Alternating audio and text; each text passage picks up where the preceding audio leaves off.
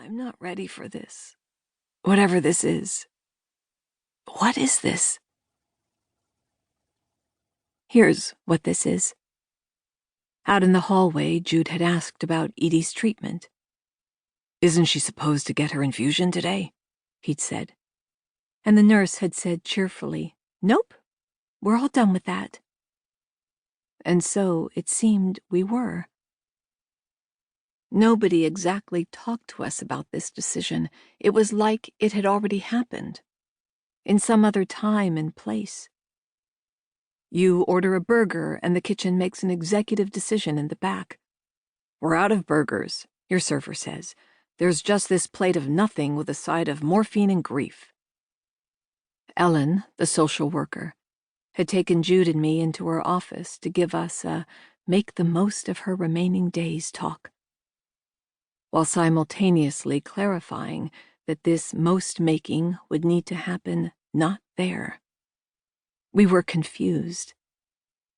"I'm confused," I said, and Ellen had nodded slowly, crinkled her eyes into a pitying smile, and handed us a pamphlet called Next Steps, Best Steps. It was about palliative care, hospice. "But these are the worst steps," I said, because apparently nothing is too obvious for me to mention, and Ellen passed me a box of tissues. "I feel like I'm mad at you, but also like this might not be your fault," I said, truthfully. And she laughed and said, "I promise you, I understand." I liked her after that. Ellen tried to help us figure out what to do. Edi and Jude's son, Dashiell, is 7, and has already spent 3 of those years living with his mom's illness. Ellen wondered if bringing her home for hospice care might simply be too traumatizing, and suggested that inpatient care might be a better option, given the likelihood of a swift and harrowing end-of-life scenario. This seemed not unsensible. Dash's last visit had been a disaster. When Edi bent to kiss him goodbye, blood had poured out of her nose and terrified him. It had just been a garden variety nosebleed, it turned out.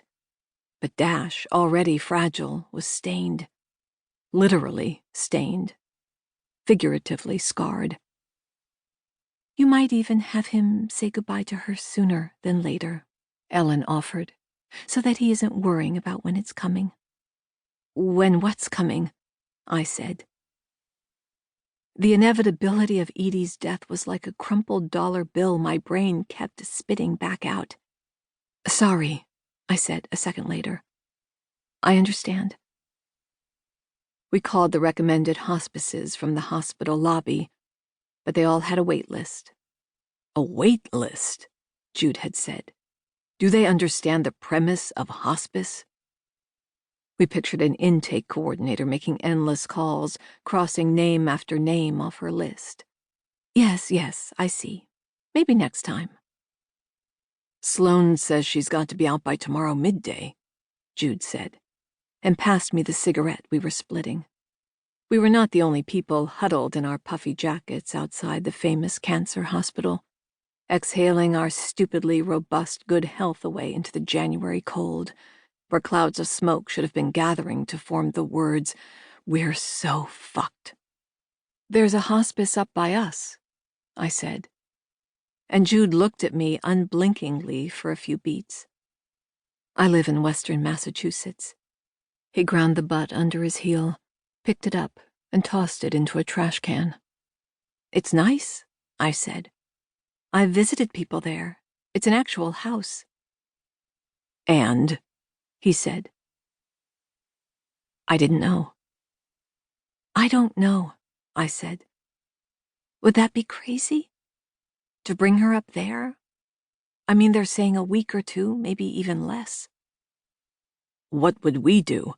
Jude said. "I really don't want to take Dash out of school." "Yeah, no," I said. "Don't do that." "But I can't leave him, not now." "I know." My hair was stuck in the zipper of my jacket, but I didn't bother trying to get it out. My eyes were watering from smoke and cold and also from the